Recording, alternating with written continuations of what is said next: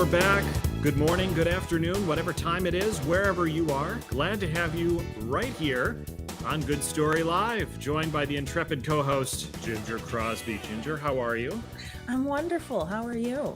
I'm great. It's August 18th, and steadily moving through an unseasonably hot month here in Wisconsin. I don't know how things are there in the South. They're always hot in the South. I was going to say, it's always kind of hot. You know what we have started is like we are in full back to school mode here. Well, actually, we are in full school mode.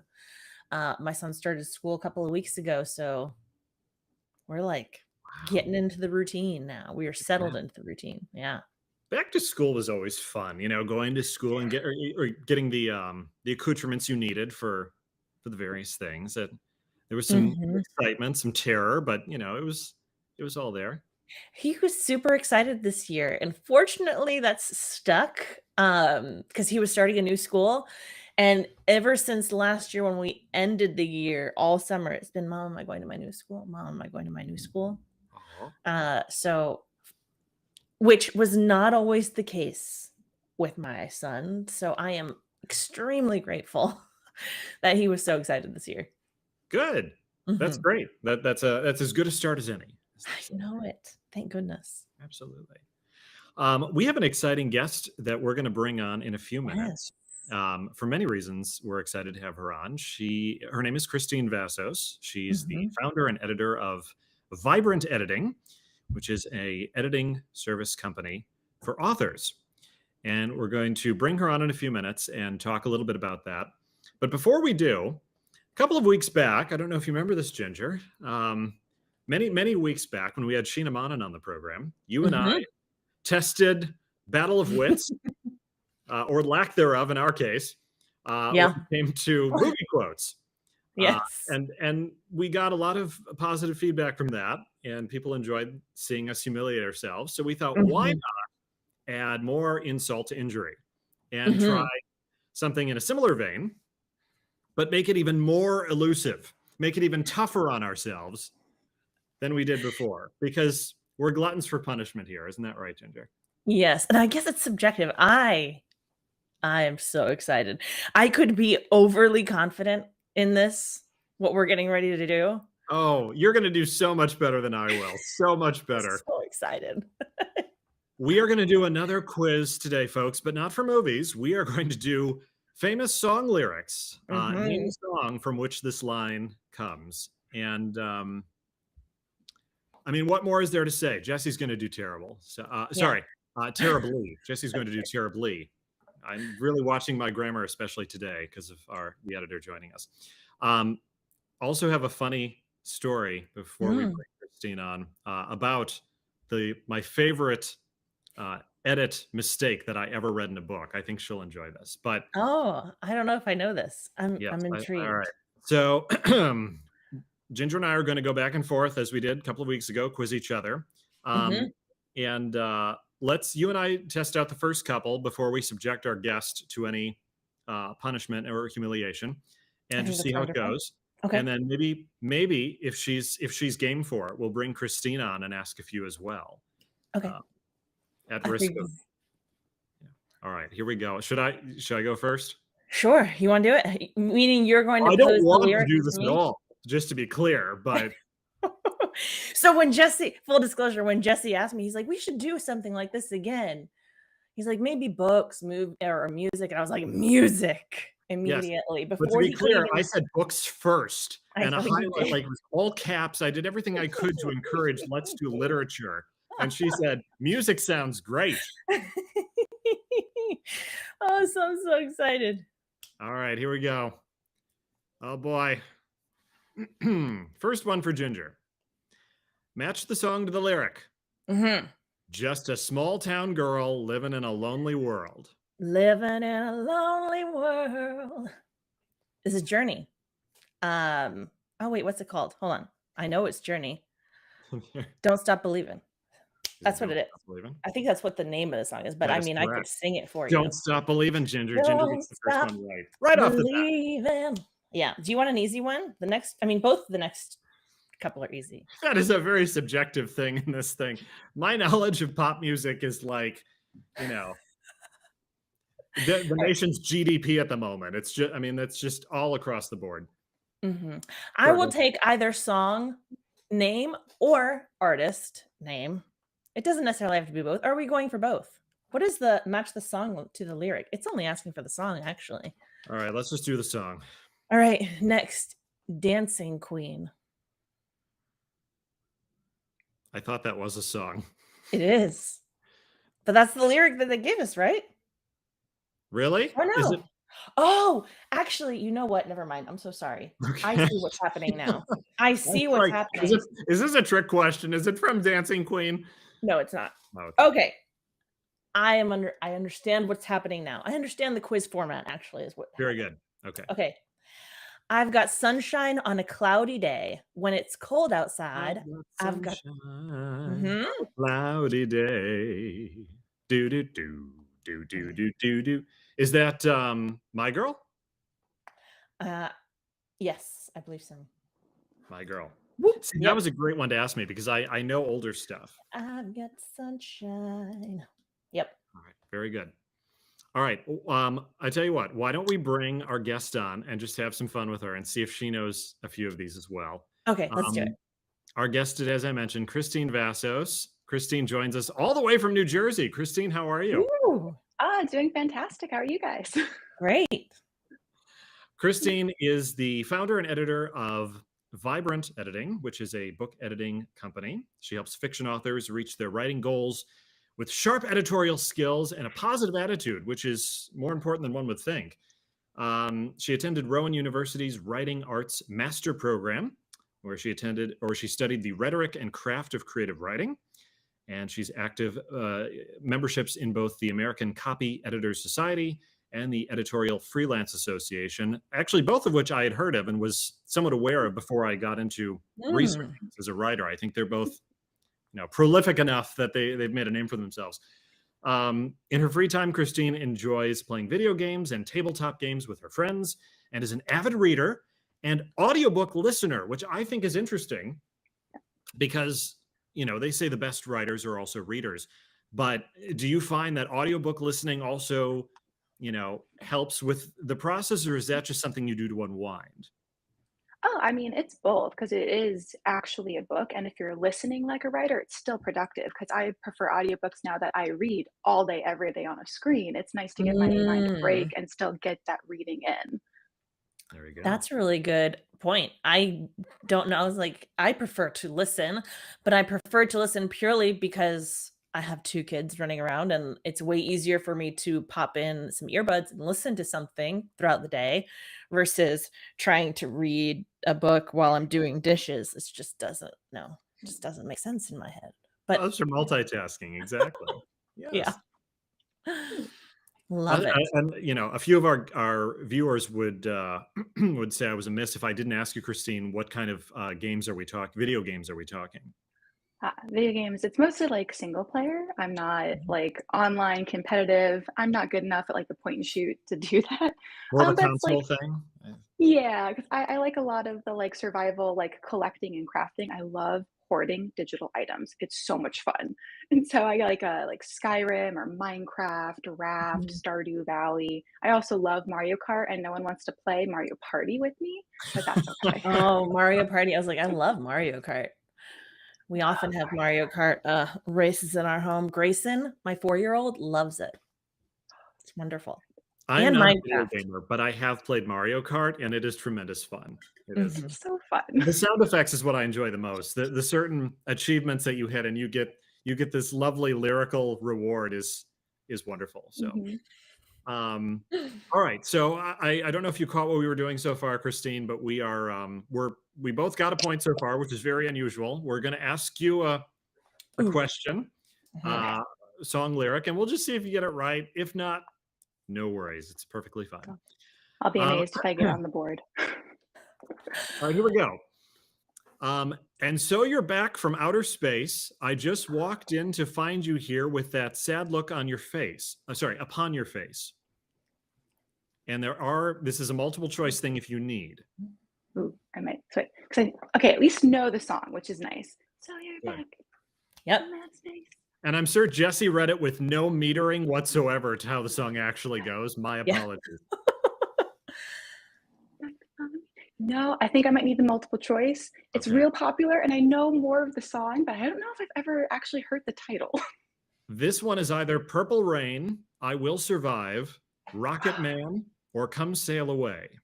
Of course, it's I Will Survive. Yes. It is like, wow, we're on the board. Look at that. Everyone is on the board. Ginger is keeping score too. Good. Competitive, Good. I like it. Because our guest is totally gonna outshine us here. I have a feeling. All right, Ginger. I it's, this one's for you, right? or do I ask you one? No, I'm supposed to ask you one now. I think, right?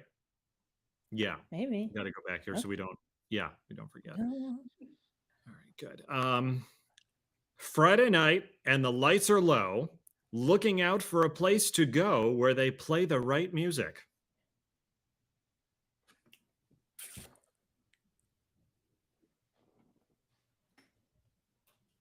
This one is not immediately coming to me. Christine, do you know this one? You don't have to answer. I'm just curious. Do you? Oh, okay. So Friday nights and the lights are low. Oh, I never knew that was what the actual line that came next. You should be reading it. She knows all the pacing. Okay, come on. You helped me a lot with that. So I'll give this one to Ginger. We'll tag team it. Okay. This is Dancing Queen. Is it Dancing Queen? Is that your It is answer? Dancing Queen. That's Dancing Queen. Yeah. That's correct. That's the right answer. I know. Thank you for that. I was like, Friday and listening to just reading the lyric makes it so much harder without adding any sort of metering or melody. Oh, all right. You next. Just wait till Jesse gets one he has to rap. Yeah. What you want, baby, I got it. I got it. What you need. I'm getting all these old ones. Do you know I got it? Respect. Just a little bit. R-E-S-P-E-C-T. Yeah. Yes. Give me more of this Motown stuff. I'll be fine. All right. Very good. Ginger, why don't you pose one to our wonderful guest here? Okay. You may say I'm a dreamer, but I'm not the only one. Ooh. I actually don't care for this song. But I know this song. Well, that's a guest we'll never have on the show. Thanks, Ginger. Sorry. It's just not. Can I get a little more of the lyric? It needs a lifeline. Do you want me to sing it, or do you want the song titles? You may say I'm a dreamer, but I'm not the only one. Oh, okay. I think I know this one. Then there's I'll need the song titles again. I hope someday you'll join us. And it's okay. So I'm going to give you. Yes. So is it Take Me Home, Country Roads, Bohemian Rhapsody, Dreams, or Imagine? I'm gonna go with Dreams. Is that your final answer? It is. It is Imagine. That's okay. At least I knew it wasn't Bohemian Rhapsody. Yes. Yes. You didn't mix up John Lennon with Freddie Mercury, so that's good. All right, Ginger. You ready for this one? Yeah. All right, here we go. Just call my name. I'll be there in a hurry. You don't have to worry. Just call my name. I'll be there in a hurry. You don't have to worry. Yeah, I'm trying to think of the name of the song. 'Cause baby, there.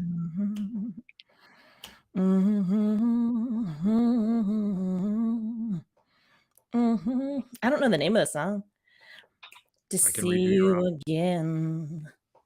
Is it Lean on Me, Ain't No Mountain High Enough, Help, or Call Me? Call me. To his call. And you think this is Petulia? Wait, is Petulia Clark? Huh? It is not. No, it's Ain't No Mountain High Enough. Is it? It is. Cool. I'm thinking of another song. Or I just don't know the name of the song. Because baby, there ain't no mountain high enough. Mhm. Ain't no Yeah. valley low enough. Yeah, Ain't no I mean, river you're wide right. enough to keep me from getting to you, babe. I'm thinking it's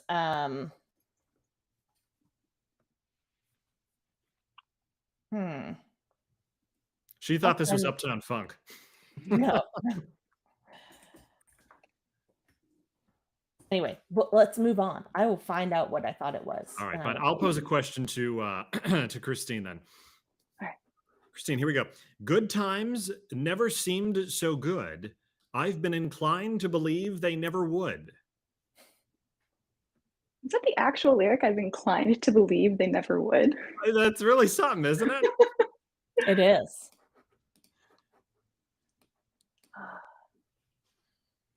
Can you And sing it a little bit? I don't know it, so I wish I could sing it for you. I'll give you 4 options. Is it Sweet Caroline, Beth, What a Wonderful World, or yet again, as another option, Imagine? Kent, I doubt it's Imagine because that was a recent answer. So Yes, this is true. Yeah. Oh, I already fell right out of my head. What was the one before Imagine? let's see. Well, What a Wonderful World. Good. Take a stab. What a wonderful world. I'm inclined to believe. I have no idea. I really don't know. It is not. We're going to find out together. All right. That was Sweet Caroline? Yeah. Really? Really? Oh. Maybe I just never got to that part of the song. There are 2 types of people in this world, those who like Neil Diamond and those who don't. Is it your turn, Jesse? I have no idea. It is. I don't have a recent score for you. Maybe I do. I don't know. We're both trending poorly. Let's just go with that. Yeah. All right. It's gonna take a lot to drag me away from you. There's nothing that 100 men or more could ever do. Could ever do. I know this song. Yeah. I need the options.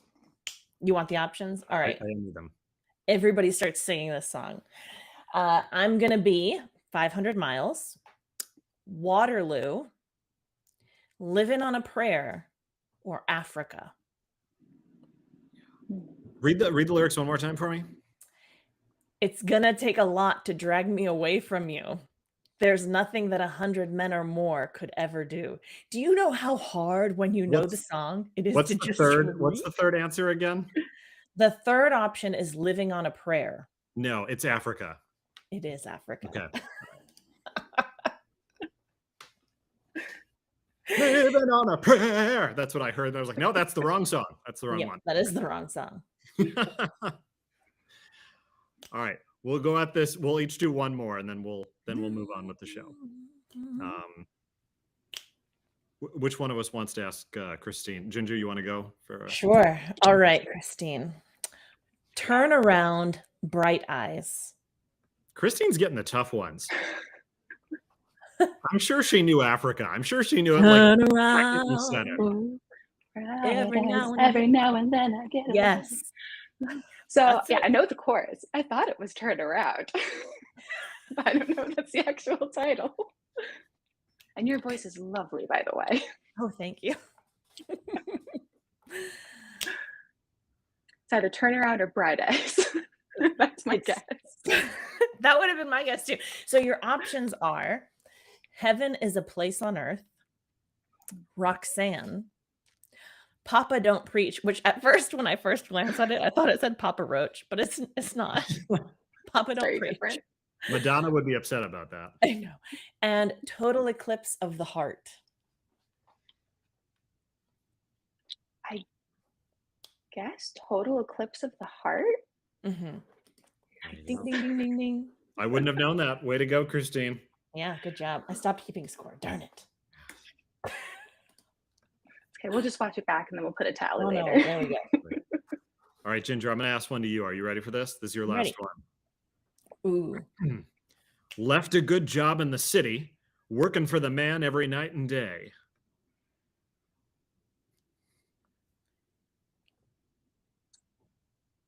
I can read you your options if you need. Yeah, read me my options. Proud Mary, I Will Survive, Living on a Prayer, or Folsom Prison Blues.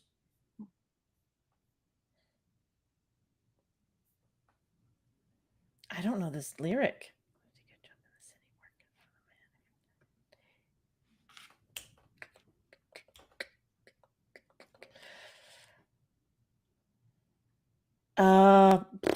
This is a total guess for me.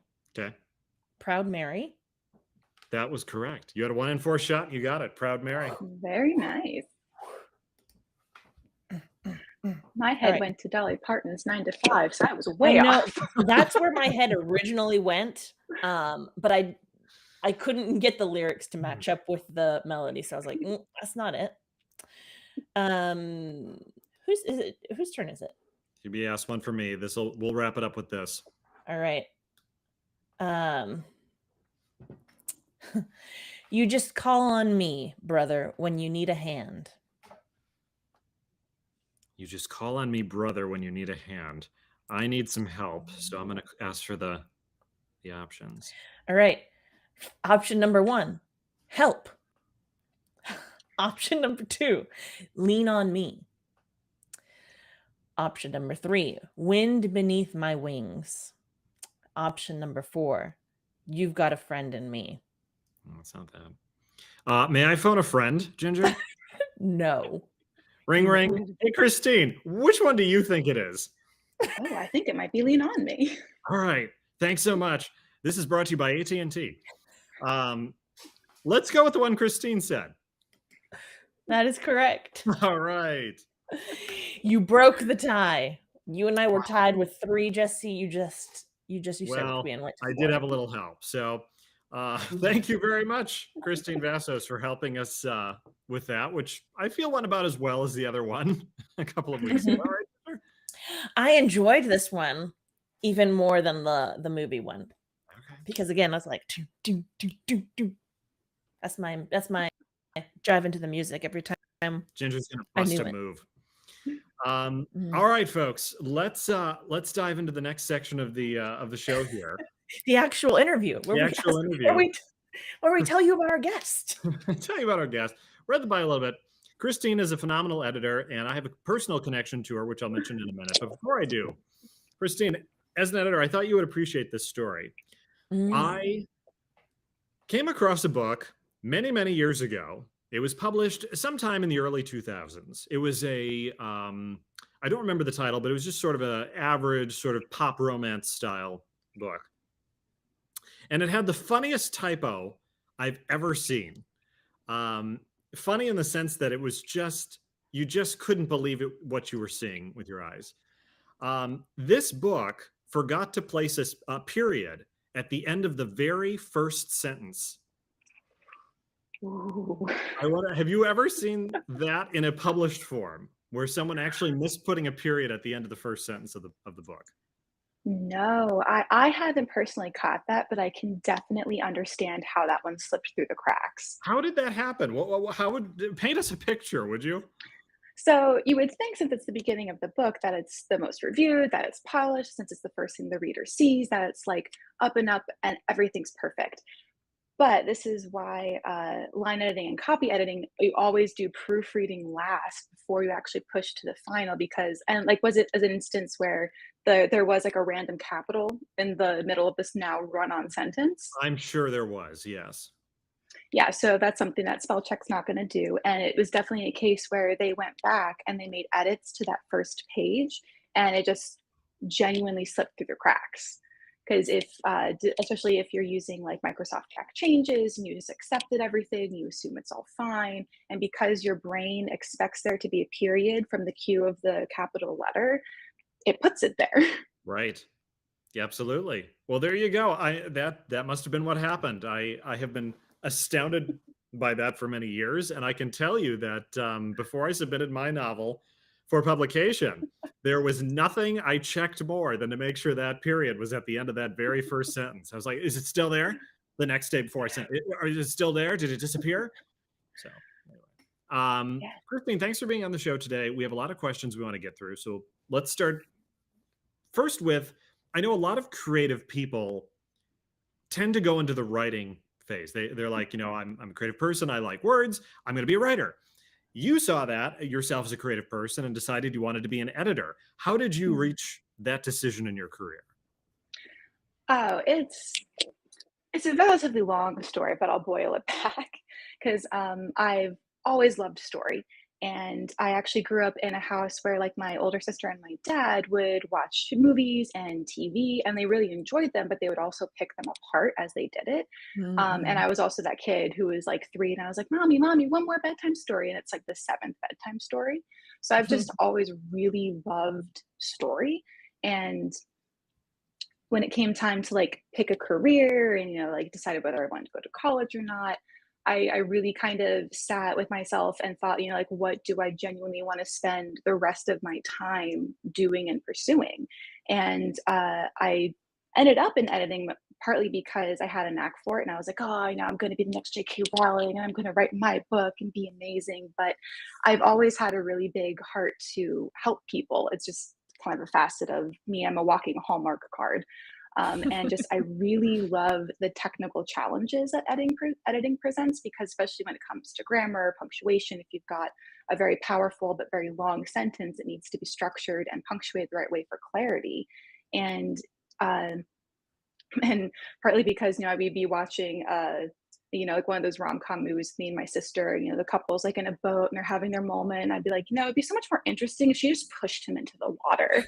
And my sister would sit there and laugh and go, you know what, you're right, I don't know why you're right, but it would be more interesting.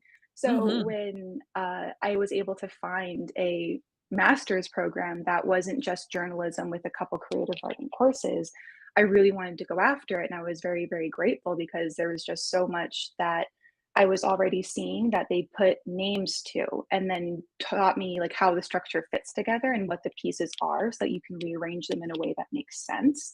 And I don't know, it just kind of it was a combination of, it was something I always wanted, and then I had such a great support system around me that people were like, "Yeah, go for it." And so I was able to start my own business and really start working with the people like Jesse, who have a big heart to help, where they just have a story and they want it out there and they just want it done. Hmm. And that's wonderful. I love that. It's so funny. We're gonna go to where I initially wanted to go. Sorry. I have so That's many fine. questions that pop in my head as we're like talking and as you're explaining that I'm like, oh, don't forget that. But you mentioned a lot of, there's the technical, the grammar piece of editing, but then you also mentioned, as you were telling, like your initial interest in delving into this, but the thinking about what would make a story more interesting by like pushing, a character into the water in a particular scene, which brought up the question for me of what does an editor actually do? How much of is it influencing the story, or is it that grammatical proofreading piece? Because I have no idea. That's good. It's actually a pretty common question because it's such a huge spectrum. Mhm. Because like it's all under the umbrella of editing, but there's like your four basic categories, and it depends on the author and where they are at the writing stage and what they think they need and the support they're looking for. So on the very, very base level, you've got book coaching or developmental editing, which is where the author has their story. They're like, I have these characters, here's their journey. I think I want to get there, but I don't know how to get all the pieces to fit together. Or, I know that, more needs to happen in the story, and I don't know what to do. So an editor can come alongside you and coach you and develop it and be like, okay, well, if these are the themes you're playing with, here are some situations that could happen, and to kind of find those, the pulse of the tension through the story and help guide you to keep it ramping up and turning in interesting ways. And if specifically you're trying to subvert a specific genre, how to do it intentionally so that the reader's actually surprised and it's not a, oh, what a twist instance. So, so after developmental editing, the next level, as I see it, because of course each editor is different and a lot of it's very subjective, would be line editing, whereas the story's complete, you've got all your plot points, the manuscript's basically done. But it's a first draft and the language is kind of rough. So you want someone to come in and tighten it up, either deleting extraneous words or fixing sentences for clarity, or really tightening the vocabulary to really support the themes that are already happening, whether that's making sure all the colors match, or that, the verbs are really, really punchy, or just even the spacing of paragraphs and dialogue. And then once those two editings, basically the story is complete, there's no big other pieces. You're not going to suddenly be like, well, now there needs to be a dragon in it, or I don't need this character anymore. All of those kind of big impactful changes should happen in those two stages, because once that's solid, you move up to copy editing, which is kind of an in-between of line editing and proofreading, where they're still checking for the consistency throughout the entire books. Like all the page headers should, like all the chapter titles should have the same formatting, everything should be double spaced in the same font throughout, unless there's a specific exclusion. And that's where, if there's any fact checking in the book, that typically happens, whether if you're, especially with nonfiction, if you're talking about like science or health, nutrition, or psychology, like I don't do that. There's a reason I wanted to do fiction and creative work. But that's where the fact checking comes in. And even in fiction, with like, your own world building, that's, well, if the mountain was over by this river and suddenly it's teleported over here, it needs to stay over by that river unless the mountain's actually going to move. And then once all of, yeah, it's distracting. And then once all of that formatting is done is when you can really hand it over to the proofreader, who's like, well, you were using a serial comma through the first half of the book and then you drop it halfway through, so we're going to be consistent and put all those in after.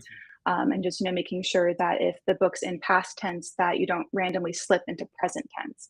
Because again, like there's a lot of changes that go into a manuscript, and the proofreading is supposed to catch all of like those things. And there's a lot of programs that can help it now, but there's no substitution for actual eyes reading a page. So that's kind of the...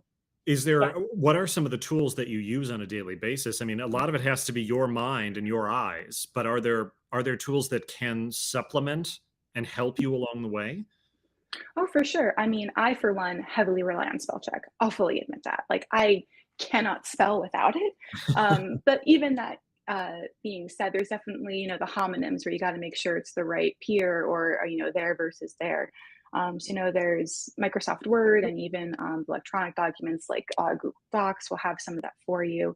The Chicago Menu Style, at least for American publishing, is like the primary style guide. So it's like, oh, when do you capitalize this, and how do you handle this punctuation?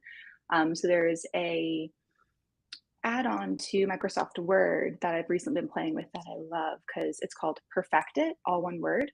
And they recently have it so that you can implement the Chicago Menu of Style alongside any other style guide you want, or like your custom style guide. And so it actually, that goes through and double checks to make sure, that adjectives are hyphened correctly. And it actually catches where it's like, oh, well, this is called the Star Saloon, but saloon isn't capitalized consistently throughout. Do you want to change that? Some people use Grammarly. That is, in my opinion, more geared toward business writing than actual writing. So for editing, those are the primary tools that I've been playing with. There is Pro Writing Aid and Scrivener are really good, but I've mostly experienced them in the forms of drafting versus editing. But those can give you some powerful reports, especially with Pro Writing Aid, of like how much of my story is in passive voice or elements like that. So, but a lot of it is just understanding the rules, or understanding when to flag and double check things. Now, how do you, thinking back to the story that Jesse was telling at the beginning, where, because your brain does automatically insert things after, especially after you've read things so many times or gone over things so many times, do the tools help with that, or do you have multiple layers of people that support you in that process? Because I know, even from myself doing copywriting, I can read things 3 times, I can catch it once, but if there's another one down the road, because I've read that so many times, my brain just automatically corrects it. Yeah, so for how I personally work, it's a combo, because my business is just me.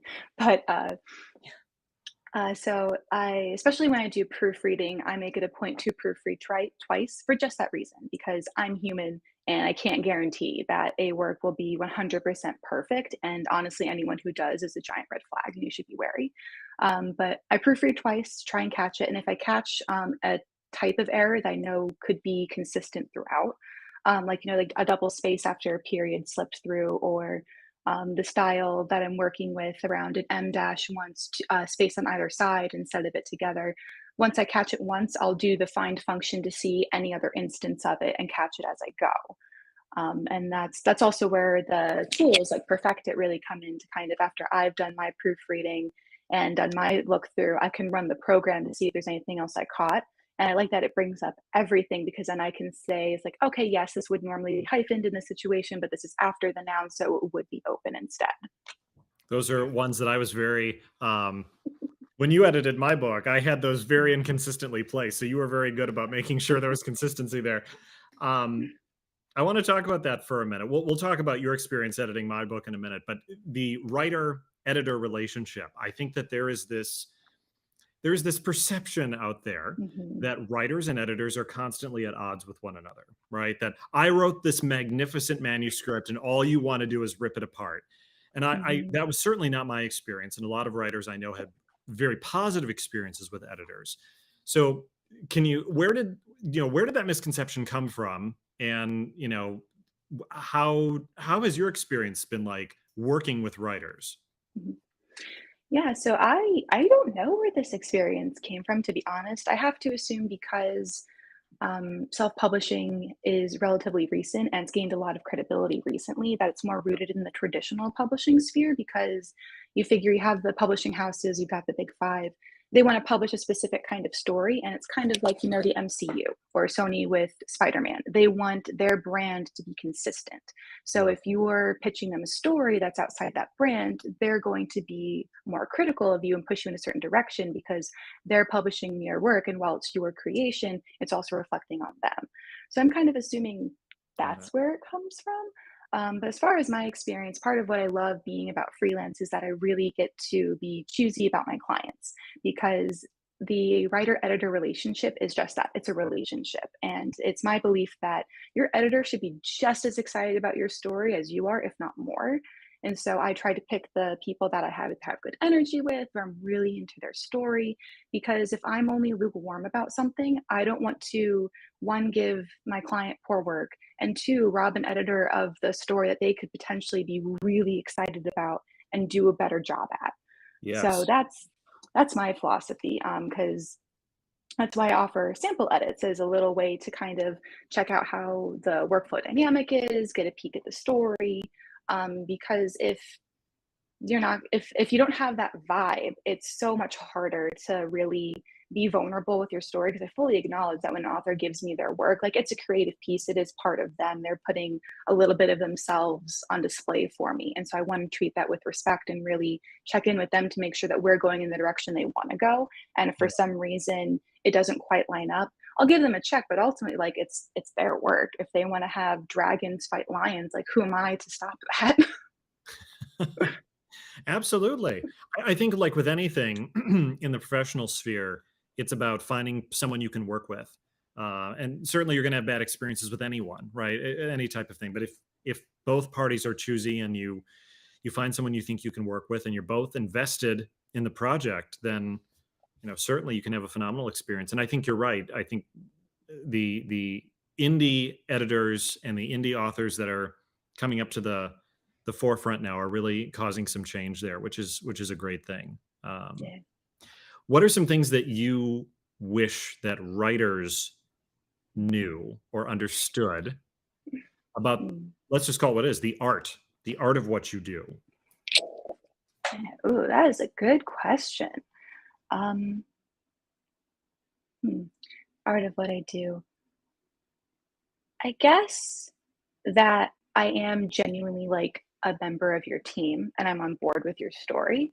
So I often I check in with my writers a whole lot every time I give them edits to make sure, like, oh, here's a way to do this. Do you like it? So I wish just more authors felt empowered, I guess, to really give that over to their editors and be like, hey, like, this is really what I want. Here's my vision for the book. Like, can we do it? And the editor should be able to say, yes, in this fashion, or, like, ideas are cheap. I do subscribe to that, and you can make any story work. It's all about the execution. Mhm. So yeah, I think just the writers doing that reflection to really understand what it is that they want beyond, well, I want my book to exist and I want it to be published, because you want it to give the reader an experience. Mhm. Yeah, and I can imagine that's such an intimidating process as a creative, bringing your, the baby that you've been nurturing, the project that you've been Mhm. nurturing to someone else. Um, it's a very vulnerable moment. So Yeah. you have a company, right? You have you freelance, Vibrant Media or Vibrant Editing, I'm so sorry.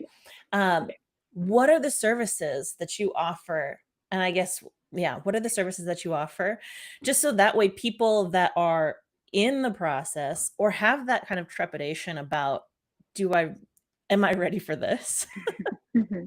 So that they can understand, because I think this is really helping people to see that the Mhm. editors are really just a part of your team. Oh, yeah, absolutely. All of the editors I know are just really on the side of the writers.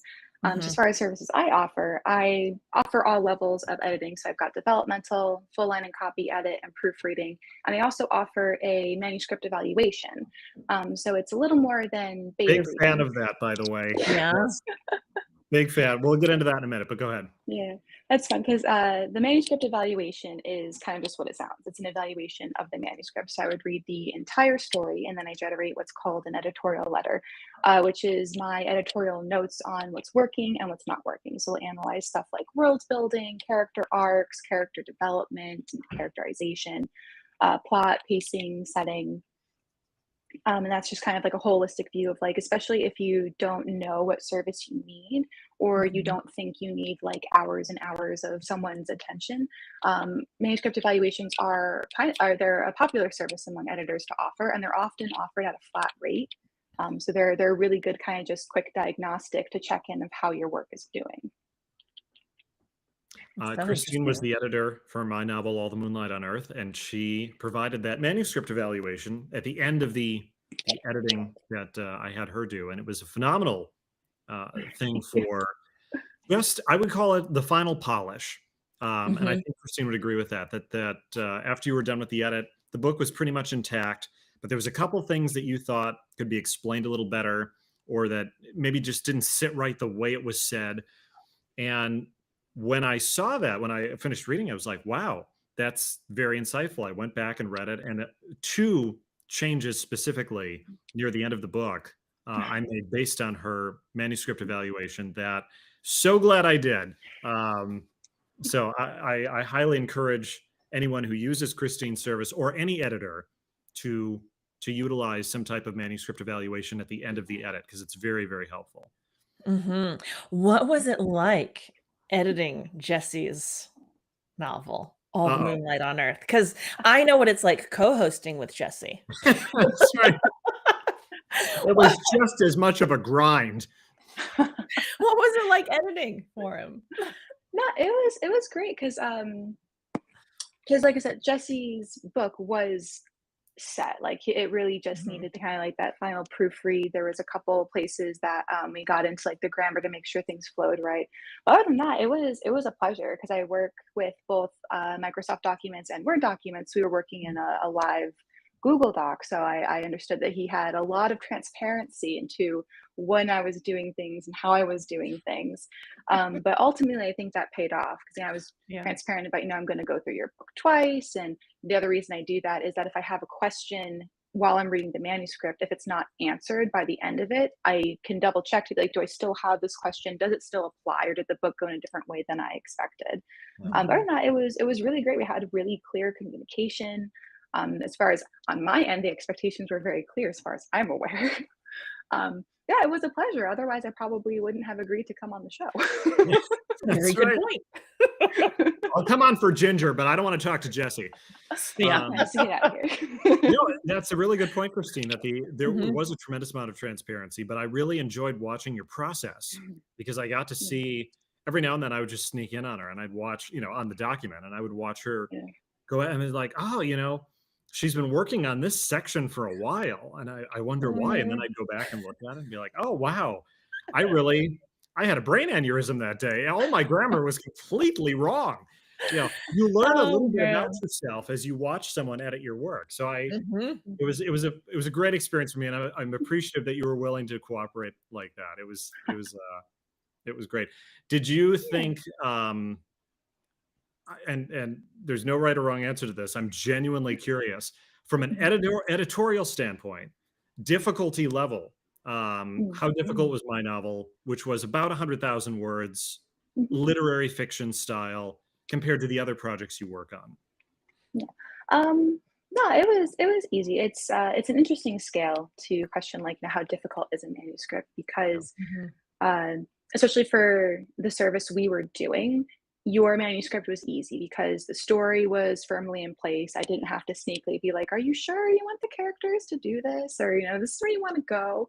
And I really got to just sit and fine tune everything, which is just such a pleasure. Because your manuscript is what I call like very clean, is that there were very minimal errors or consistency issues. It wasn't like everything was kind of slopshod together. The trickiest thing was just the formatting, mostly because Google Docs is a little limited in what it can do, but it can still get there. Sure. Yeah, I tend not to take on really like error heavy manuscripts in general. Okay. Just because like it can be difficult and like self-editing is a tool that most writers should learn in general, and you can give over like a really messy manuscript to an editor, and that is their job. But like the harder level work I prefer to take on as developmental editing, where we can have a conversation with the author of like, here's your idea, here are your themes, here's the direction we're currently going, do we want to try any of these avenues to also get us there? Well, let's talk about that because as a let's say that a manuscript comes across your desk that you like and you take on, and as you're going through it, you notice a let's say a wild inconsistency with a character. Specifically, I want to talk about characterization because plot can be fixed, sometimes relatively easily. But characterization, especially if it's flawed, or especially if it becomes inconsistent later in the story, and there's no thematic or plot justification for that. It just veers. Mhm. How do you as an editor sit down with a writer and have that conversation with them?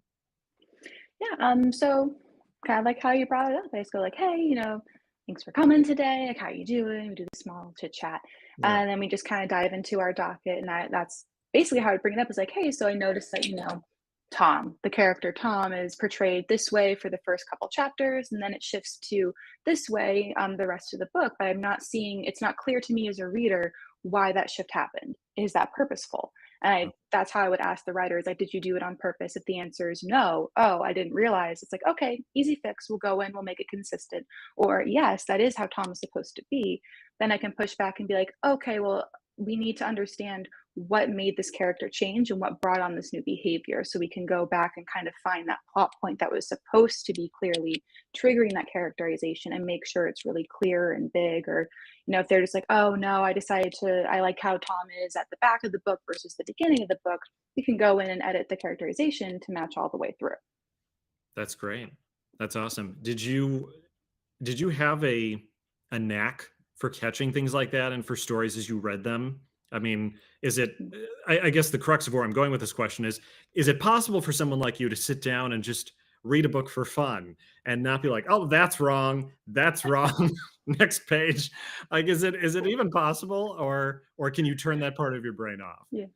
It is possible. For the most part, I can turn it off. If it's and I try not to question it too much. There are some things that I catch and I'm like, oh, that's weird. But then I drop it and I move on because the book's already published. No one's paying Mhm. me to catch these errors. So whatever. I'm here on my own time to enjoy the media. And sometimes it's just a fun little giggle to be like, ha, you meant this character name here, but oh well. I'm glad Jesse asked the question because I was gonna say it must be challenging to like again make that switch.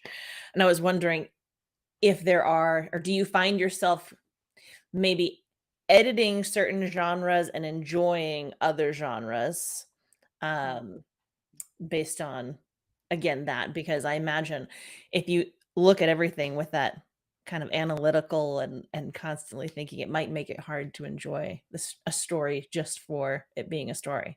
It's amazing the level of detail that you and Jesse, I feel like, have when it comes to consuming content. Oh, thank I'm you. just like, it's a good story. You'd be amazed how much we miss. Yeah. Well, that brings It my happens. favorite saying is done is better than perfect. And I've Mhm. said this to Jesse, I don't know how many times. Done is Yes, yes. sometimes better than perfect, because if perfect keeps you from getting it out there, It's not what We've good worth is it. talked it about this then? before. I'm much Mhm, more nitpicky and mhm, perfectionistic, and Ginger is much more big picture. This is good enough. We mhm, need to get it out. And I think mhm. we have a good working relationship that way. Yes, Yeah, So that's absolutely. great. Yeah, well, especially when it comes to like manuscripts, you can edit something to death and never publish it. So you're very on point for that. Mhm. Do you have any advice for aspiring editors that are mm, coming into the field, that you would like to share? Yeah, if you're an inspiring editor and you're coming into the field, join the EFA.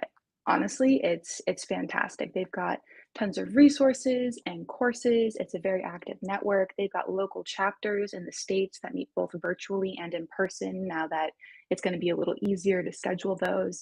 Mhm, That and just keep reading, keep learning. There, especially find some other editors, like search around, see if there's an editor you would want to work with, and look at their resource library. Reach out to them through their contact thing and say, hey, I'd love to break into this. Can you give me some tips? Like it's a very collaborative, happy to mhm. share network.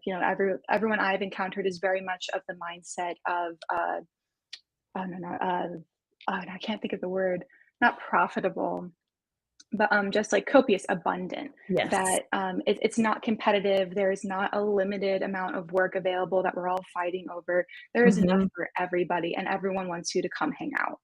Absolutely. And that's the beautiful thing, like, about I think as creatives, we forget sometimes, especially when it comes to, like, working with others or collaborating or sharing our work, we forget that all creatives ultimately just want to create. And Mhm. you sharing your work with other creatives and helping it just allows you to create more. Yeah, Which is, again, I think something that we forget in our vulnerability of the process of creating. It's like, "Oh, wait, I shouldn't be afraid to do this," because other creatives just wanna create too. that's right. Well, Mhm. Christine, I'm compiling the notes and doing a lot of the research for my next novel. So maybe in a year or Ooh. two, who knows? I'm not making any statements, but in a year or two, you'll have something else to work on from me, and you'll be like, "Oh, here we go again." Okay. I look forward to it. My email will stay the same. Oh, good, Awesome. How can fantastic. people get in touch with you, Christine? Yeah. If they're interested in staying connected and working with you, how can they reach out? Right, sure. Yeah, so I have my website, vibrantediting.com, and you can email me at Christine at vibrantediting.com, Christine. I Mhm. also have a Twitter that I try to show up to, which is at vibrant editing with an underscore in the middle. Mhm. Let me give a quick plug for that because I actually find your Twitter to be very insightful. You retweet a lot of writers and editors and other people in the industry, some publishing information sometimes. I found it to be a very interesting reservoir. So if you're an author, if you're an editor, interested in all the different facets of it, Christine's Twitter actually has a lot of useful information I found. Oh, thank Awesome. And we will have all of that information linked in the description below, as well as on Good Story Live, so don't forget to check there as well. That's right. Ginger makes sure it's all there. I She- do, I you. do. Just a Christine, yeah. No, go ahead. thanks so much for being on the program. It was great to chat with you, and it was great to learn the Mhm. editing side of what makes the final product so great. So thanks for sharing that with our viewers today. Yes, thank Thank you you so for much. having me. Absolutely. We'll bring you back on when myself or maybe even Ginger. Ginger's got some writing projects I know in the back burner. Yeah, She they're on wants the to. burner still. They're on the back It's burner, still on the but burner. yes. Okay. But maybe, who knows, one day. That's right. Don't Mhm. rule it out. Christine, Mm-mm. thanks again. Thank you so much, guys. Well, there you She was go, folks. lovely. Vibrant Editing is the name of Yes. her company, and you can see it at the link below. So, Mhm. um, we have, speaking of publishing, we have an author Ooh. on next week, Karen Neary Smithson, who is the Mm. author of Death in Disguise. she's going to be our guest next week. We're going to talk to her about, she has a couple of books out in a series, and she's writing one of those serialized stories where it's one character in each story that kind of carries on the plot and so forth. And I'm curious to interview her about writing that type of series and that type of experience, because as someone who has written a lot of standalone work, writing a series is just enormously different. So, I can only imagine that it would be. that's right. Wonderful. So that'll be exciting. We've had a lot of authors and people involved in literature, books. Yeah. This area of the world. I love it. Yeah, we've had Sheena Monin, we've had Ava Delorier, Mhm. Christine Vassos here for the editing side, and the next week, Karen Neary Smithson. So Yeah. stay tuned, folks, for even more excitement coming up in the next few months. We've got some other very exciting people lined up.